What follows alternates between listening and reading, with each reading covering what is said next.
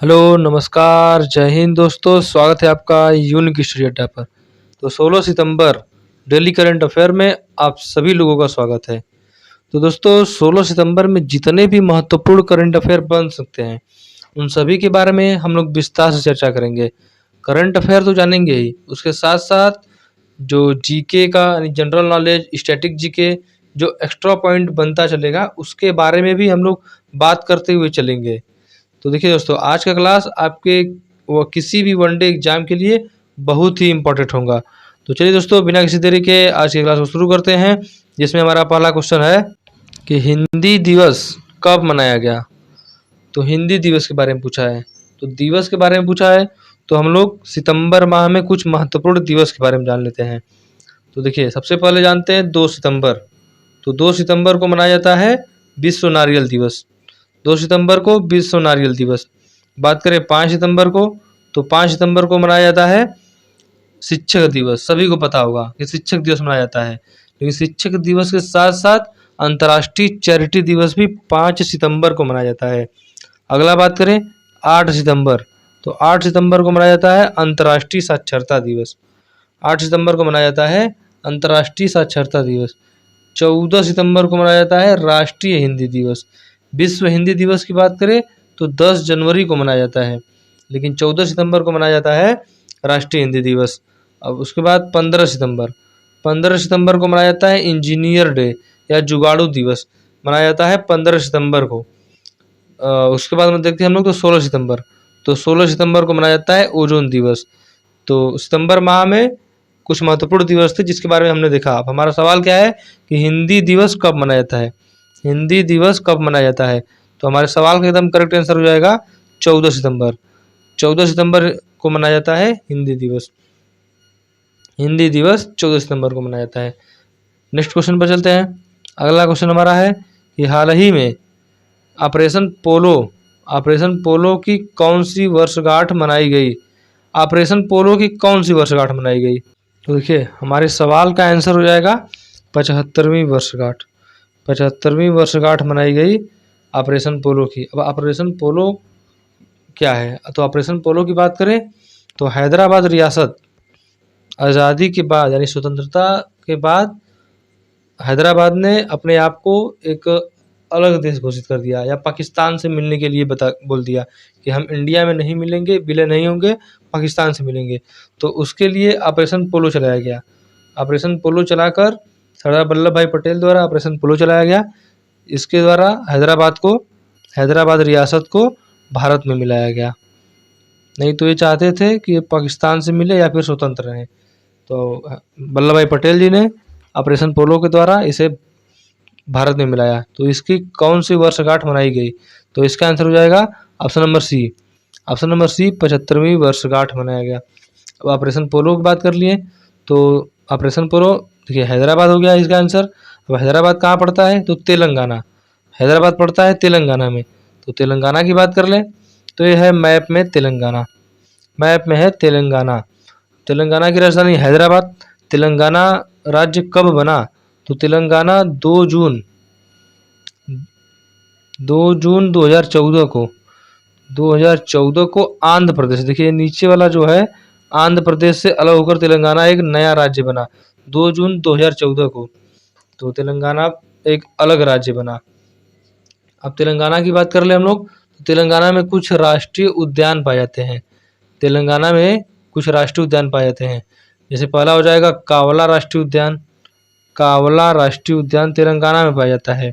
इसके बाद एक और हो जाएगा शिवराम राष्ट्रीय उद्यान। शिवराम राष्ट्रीय उद्यान पाया जाता है तेलंगाना में। इसके बाद हो जाएगा मंजीरा राष्ट्रीय उद्यान। मंजीरा राष्ट्रीय उद्यान तेलंगाना में पाया जाता है। तो ये सभी राष्ट्रीय उद्यान तेलंगाना में पाए जाते हैं। तेलंगाना देखिए मैप में एक लैंडलॉक स्टेट है। अब लैंडलॉक स्टेट क्या है, ऐसा राज्य जिसके चारों तरफ कोई ना कोई राज्य हो, मतलब कि जल से यानी तटीय सीमा उसकी न हो, उसे लैंडलॉक कहते हैं। तो तेलंगाना एक लैंडलॉक स्टेट है। हमारे सवाल का आंसर हो जाएगा ऑपरेशन पोलो की 75वीं वर्षगांठ मनाई गई। चलते हैं नेक्स्ट क्वेश्चन पे। अगला क्वेश्चन हमारा हो जाएगा कि स्किल इंडिया डिजिटल प्लेटफॉर्म किसने लॉन्च किया है। Skill India digital platform. देखिए ऑप्शन ए में है राजनाथ सिंह, ऑप्शन बी है धर्मेंद्र प्रधान, ऑप्शन सी है नरेंद्र मोदी, ऑप्शन डी है अश्विनी वैष्णव। अब राजनाथ सिंह की बात करें तो राजनाथ सिंह वर्तमान में भारत के रक्षा मंत्री हैं। राजनाथ सिंह। धर्मेंद्र प्रधान की बात करें तो शिक्षा मंत्री हैं धर्मेंद्र प्रधान, वर्तमान में भारत के। मोदी जी, नरेंद्र मोदी वर्तमान में भारत के प्राइम मिनिस्टर हैं। Prime minister. अश्विनी वैष्णव की बात करें तो वर्तमान में भारत के रेल मंत्री हैं। कौन से मंत्री हैं? तो रेल मंत्री हैं। कुछ और मंत्रियों के बारे में बात करें तो देखिए जैसे अमित शाह हो जाएंगे, अमित शाह। तो अमित शाह भारत में वर्तमान में गृह मंत्री है। गृह मंत्री भी हैं, सहकारिता मंत्री भी हैं। ये दोनों मंत्रालय अमित शाह के पास है। बात करें स्वास्थ्य मंत्री की तो स्वास्थ्य मंत्री हो जाएंगे मनसुख मांडविया। मनसुख मांडविया हो जाएंगे स्वास्थ्य मंत्री। और खेल मंत्री की बात करें तो अनुराग ठाकुर। अनुराग ठाकुर हो जाएंगे वर्तमान में खेल मंत्री। खेल मंत्री हो जाएंगे अनुराग ठाकुर। तो देखिए अब क्वेश्चन हमारा क्या है कि स्किल इंडिया डिजिटल प्लेटफॉर्म किसने लॉन्च किया? तो skill India digital platform launch किया धर्मेंद्र प्रधान ने। धर्मेंद्र प्रधान कौन है? भारत के शिक्षा मंत्री। तो सवाल का आंसर भी हो जाएगा धर्मेंद्र प्रधान। चलते हैं नेक्स्ट क्वेश्चन पे। अगला क्वेश्चन हमारा है कि भारत ने किस देश से सौर ऊर्जा आयात में 76% कटौती की है? ऑप्शन ए में है लीबिया, ऑप्शन सी में है चीन, ऑप्शन बी में है चीन, ऑप्शन सी है नेपाल, ऑप्शन डी है रूस। अब बात करें अपने ऑप्शन की तो रूस की यदि बात करें तो रूस की राजधानी मॉस्को। रूस की राजधानी मॉस्को। रूस की मुद्रा रूबल। रूस की मुद्रा रूबल हो जाएगा। यहाँ के president Vladimir Putin. Vladimir Putin. यहाँ की सबसे लंबी नदी वोल्गा नदी। रूस की सबसे लंबी नदी वोल्गा नदी हो जाएगी। रूस और यूक्रेन में अभी वर्तमान में युद्ध चल रहा है। तो हो गया रूस के बारे में। बात करें नेपाल के बारे में तो नेपाल की राजधानी काठमांडू। काठमांडू नेपाल की राजधानी हो जाएगी। नेपाल की बात करें तो नेपाल के प्रेसिडेंट यानी राष्ट्रपति तो रामचंद्र पौडेल। रामचंद्र पौडेल वर्तमान में नेपाल के प्रेसिडेंट हो जाएंगे। और बात करें नेपाल की तो नेपाल में है सार्क का मुख्यालय। सार्क का मुख्यालय है नेपाल में। सार्क में कितने देश हैं? 8 देश हैं। कब स्थापना हुआ? 1985 में। सार्क का मुख्यालय यही काठमांडू में है। तो देखिए ये सब नेपाल के बारे में हो गया। नेपाल में विश्व की सबसे ऊंची चोटी माउंट एवरेस्ट स्थित है। अब हमारे सवाल का आंसर दे देखें तो सवाल का आंसर हो जाएगा ऑप्शन नंबर बी चाइना। चीन। चीन हमारे सवाल का एकदम करेक्ट आंसर हो जाएगा, चीन। अब हम लोग चीन की बात कर लें तो ये है मैप में चीन। देखिए ये है मैप में चीन। देखिए चीन की सीमा की बात करें तो चीन की सीमा देखिए इधर भारत से लग रहा है। चीन की सीमा इधर भारत से लग रहा है। भारत है इधर, इधर नेपाल है, फिर उसके बाद इधर कजाकिस्तान, इधर पाकिस्तान, किर्गिस्तान, मंगोलिया, रसिया, यहाँ पर देखिए नॉर्थ कोरिया। तो इन सभी देशों से चीन की सीमा लगती है। चाइना की सीमा इन सभी देशों से लगती है। अब बात करें हम लोग चाइना के बारे में तो देखिए चाइना के बारे में यदि हम लोग बात करें तो चीन की राजधानी हो जाएगी बीजिंग। चीन की राजधानी हो जाएगी बीजिंग। बीजिंग चीन की राजधानी हो जाएगी, बीजिंग। चीन की बात करें तो चीन में एक शहर है संघाई। संघाई। संघाई। तो संघाई सहयोग संगठन आप लोग जानते होंगे, SCO। संघाई सहयोग संगठन का मुख्यालय, बहुत लोग क्या करेंगे संघाई लगा देंगे, लेकिन ये गलत हो जाएगा। संघाई सहयोग संगठन का मुख्यालय बीजिंग में स्थित है। संघाई सहयोग संगठन की स्थापना कब हुआ? तो 2001 में संघाई सहयोग संगठन का स्थापना हुआ। तो ये हो गया चीन के बारे में। हमारे सवाल का आंसर भी हो जाएगा चीन। चलते हैं नेक्स्ट क्वेश्चन पे। अगला क्वेश्चन हमारा है कि हाल ही में कैश फॉर वेस्ट योजना का आयोजन कहाँ हुआ? ऑप्शन ए में है हैदराबाद नगर निगम, ऑप्शन बी है पटना नगर निगम, ऑप्शन सी है लखनऊ नगर निगम, ऑप्शन डी है इंदौर नगर निगम। तो देखिए हमारे सवाल का आंसर हो जाएगा ऑप्शन नंबर बी पटना नगर निगम। अब पटना नगर निगम कैश फॉर वेस्ट योजना का आयोजन करेगा। तो पटना कहाँ है? पटना है बिहार में। बिहार की राजधानी है पटना। तो हम लोग बात कर लेते हैं पटना के बारे में। तो देखिए बिहार के बारे में तो ये है मैप में बिहार। ये है हमारा ये हमारा भारत है। अब भारत के मैप में ये है बिहार। बात करें बिहार की, तो बिहार की राजधानी पटना, बिहार की राजधानी हो जाएगी पटना। बिहार के मुख्यमंत्री नीतीश कुमार, बिहार के मुख्यमंत्री नीतीश कुमार। बिहार के राज्यपाल की बात करें तो राजेंद्र अर्लेकर, बिहार के राज्यपाल हो जाएंगे राजेंद्र अर्लेकर। और बात करें तो देखिए, बिहार की सीमा उत्तर प्रदेश से लगती है, झारखंड से लगती है, वेस्ट बंगाल यानी पश्चिम बंगाल से लगती है, और इधर नेपाल से लगती है। तो इन सभी से बिहार की सीमा लगती है। बिहार की हम लोग और बात करें तो बिहार में पाया जाता है कैमूर वन्य जीव अभ्यारण्य, कैमूर वन्य जीव अभ्यारण्य बिहार में पाया जाता है। वाल्मीकि राष्ट्रीय उद्यान भी बिहार में पाया जाता है। तो कैमूर वन्य जीव अभ्यारण्य, वाल्मीकि राष्ट्रीय उद्यान, ये सभी पाए जाते हैं बिहार में। हम लोग बात करें बिहार की, तो बिहार देखिए, बिहार में पाया जाता है कैमूर वन्यजीव अभ्यारण्य, और बिहार में है वाल्मीकि राष्ट्रीय उद्यान। बिहार के मुख्यमंत्री नीतीश कुमार, बिहार के राज्यपाल राजेंद्र अर्लेकर, बिहार की राजधानी पटना। अब देखिए, बिहार की शोक की बात करें तो बिहार का शोक किस नदी को कहा जाता है, तो हो जाएगा कोसी नदी। कोसी नदी को बिहार का शोक कहा जाता है। तो कोसी बिहार का शोक कहा जाता है। बिहार में कौन सी नदी और बहती है, तो गंगा नदी। गंगा नदी इधर उत्तराखंड से निकलकर उत्तर प्रदेश, बिहार, झारखंड, उत्तर प्रदेश, बिहार, पश्चिम बंगाल से होते हुए बांग्लादेश में जाती है और बंगाल की खाड़ी में गिर जाती है। तो बिहार में गंगा नदी बहती है। ये गंगा नदी के किनारे पर पटना शहर बसा हुआ है। पटना शहर बसा हुआ है गंगा नदी के किनारे पर। कहाँ बसा हुआ है पटना शहर, तो गंगा नदी के किनारे पर बसा हुआ है पटना शहर, पटना शहर। तो ये हो गया बिहार के बारे में। चलते हैं नेक्स्ट क्वेश्चन पे। अगला क्वेश्चन हमारा हो जाएगा, अगला क्वेश्चन हो जाएगा कि अमेजन वेब सर्विसेज ने क्लाउड टेक्नोलॉजीज और एआई क्षमताओं को बढ़ाने के लिए किसके साथ साझेदारी की। तो ऑप्शन ए में है जाक्सा, ऑप्शन बी है इसरो, ऑप्शन सी है नासा, ऑप्शन डी है नॉन ऑफ दीज, इनमें से कोई नहीं। तो देखिए, किसने किया है साझेदारी, तो हमारे सवाल का आंसर हो जाएगा इसरो। सवाल का आंसर हो जाएगा इसरो। इसके पहले हम लोग यदि ऑप्शन की अपनी बात कर लें तो ऑप्शन सी है नासा। नासा कहाँ का है, अमेरिका का, यूएसए, यूएसए अमेरिका का है।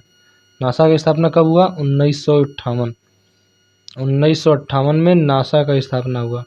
कब हुआ, 1958 में नासा का स्थापना हुआ।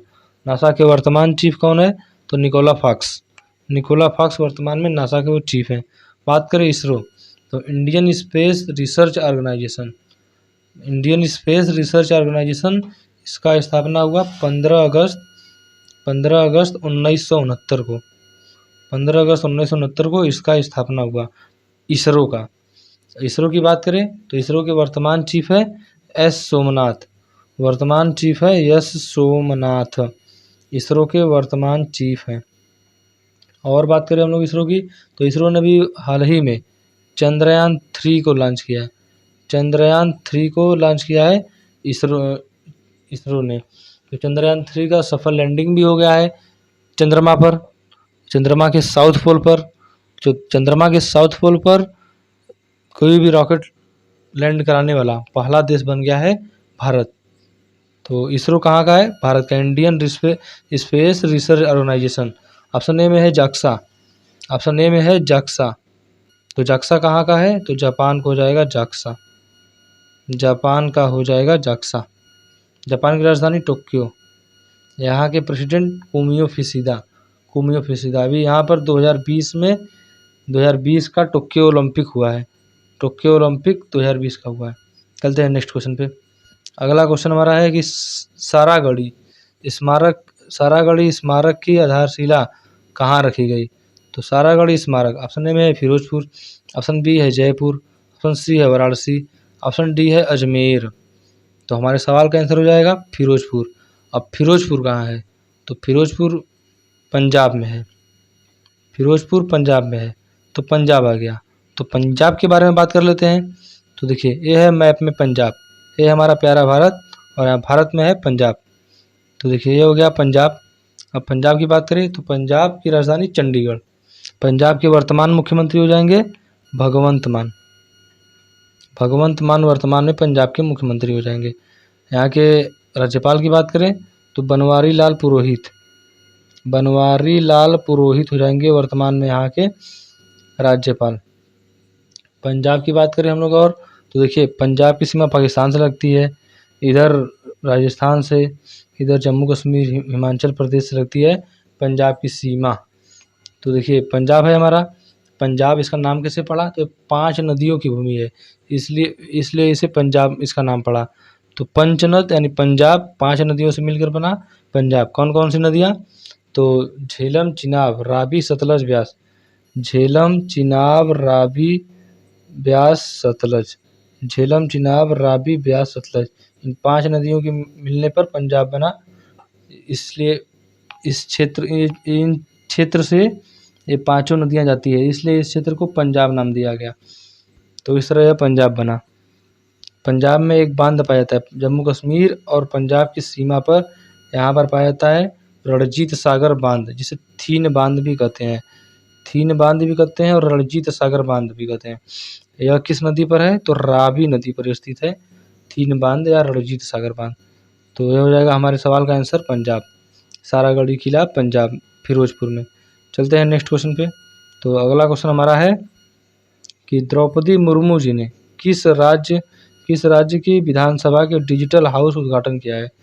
तो द्रौपदी मुर्मू जी वर्तमान में भारत की प्रेसिडेंट है, यानी कि राष्ट्रपति है द्रौपदी मुर्मू जी। द्रौपदी मुर्मू जी कहाँ से है, तो उड़ीसा से है। उड़ीसा के मयूरभंज से हैं द्रौपदी मुर्मू जी। द्रौपदी मुर्मू जी कहाँ की राज्यपाल रह चुकी हैं, तो झारखंड की राज्यपाल रह चुकी हैं द्रौपदी मुर्मू जी। अब बात करें हमारे सवाल का आंसर कि किस राज्य की विधानसभा डिजिटल हाउस का उद्घाटन किया है, तो इसका आंसर हो जाएगा ऑप्शन नंबर सी, गुजरात।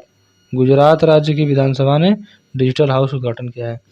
अब गुजरात ने किया है, तो बात कर लेते हैं गुजरात के बारे में। तो ये हो जाएगा मैप में गुजरात, ये हो जाएगा मैप में गुजरात। गुजरात की बात करें, गुजरात की राजधानी गांधीनगर। गुजरात के वर्तमान मुख्यमंत्री भूपेंद्र पटेल। भूपेंद्र पटेल यहाँ के वर्तमान मुख्यमंत्री हो जाएंगे। राज्यपाल की बात करें तो आचार्य देवव्रत हो जाएंगे वर्तमान में यहाँ के गवर्नर। मुख्यमंत्री भूपेंद्र पटेल और राज्यपाल देवव्रत। गुजरात की बात करें तो गुजरात में तट पाए जाते हैं। कौन से तट पाए जाते हैं, कच्छ का तट पाया जाता है, काठियावाड़ तट पाया जाता है, काकरा पार तट पाया जाता है। तो देखिए कच्छ के तट पर कांडला बंदरगाह भी है, कच्छ के तट पर कांडला बंदरगाह भी है। कांडला बंदरगाह का नाम बदल के वर्तमान में कर दिया गया है, नया नाम इसका हो गया है पंडित दीनदयाल उपाध्याय बंदरगाह। ठीक है, तो इतनी चीज़ें आपको गुजरात के बारे में याद रखना है। आपको बता दें कि कांडला बंदरगाह से नमक तथा सूखे मेवे का निर्यात किया जाता है। कांडला बंदरगाह से नमक तथा सूखे मेवे का निर्यात किया जाता है। तो ये सब जानकारी हो गई गुजरात के बारे में। चलते हैं नेक्स्ट क्वेश्चन पे।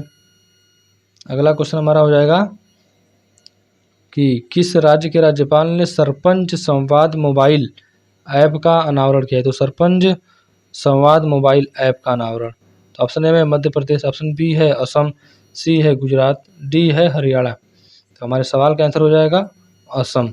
असम के राज्यपाल ने सरपंच संवाद मोबाइल ऐप का अनावरण किया है, तो असम ने किया है।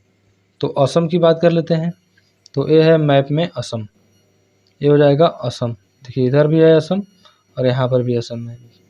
तो असम की बात करें तो असम के वर्तमान मुख्यमंत्री हेमंत बिस्वा शर्मा। हेमंत बिस्वा शर्मा। यहाँ के राज्यपाल की बात करें तो राज्यपाल हो जाएंगे गुलाब चंद कटारिया। राज्यपाल हो जाएंगे गुलाब चंद कटारिया। मुख्यमंत्री हेमंत बिस्वा शर्मा, राज्यपाल गुलाब चंद कटारिया। असम की बात करें तो इसका प्राचीन नाम कामरूप है। असम में है ब्रह्मपुत्र नदी बहती है, असम राज्य में ब्रह्मपुत्र नदी बहती है। इसे असम का शोक भी कहा जाता है। ब्रह्मपुत्र नदी को असम का शोक भी कहा जाता है।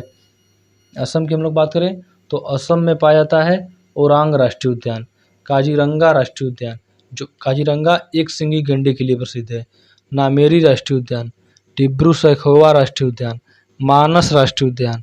तो ये सभी राष्ट्रीय उद्यान असम राज्य में पाए जाते हैं। ठीक है, तो इस सभी चीज़ों को आपको याद रखना है। असम में और पाया जाता है भूपेन हजारिका पुल भी है, असम की राजधानी गुवाहाटी है, गुवाहाटी। तो गुवाहाटी में पाया जाता है प्रसिद्ध कामाख्या मंदिर। तो कामाख्या मंदिर सीधे क्वेश्चन पूछता है, कामाख्या मंदिर किस राज्य में है? तो असम में स्थित है। हमारे सवाल का आंसर हो जाएगा असम।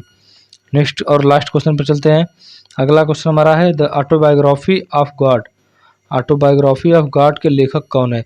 ऑप्शन ए में है लीना कुमार, ऑप्शन बी है विनोद मांकारा, सी है मोदी जी, डी है सरिता भारद्वाज। तो देखिए द ऑटोबायोग्राफी ऑफ गॉड, तो इसके लेखक हो जाएंगे हमारे option number A Leena Kumar. The Autobiography of God के लेखक है वर्तमान, जिन्होंने एक बुक लिखा है। तो ऑटोबायोग्राफी ऑफ गॉड के लेखक लीना कुमार हो जाएंगे।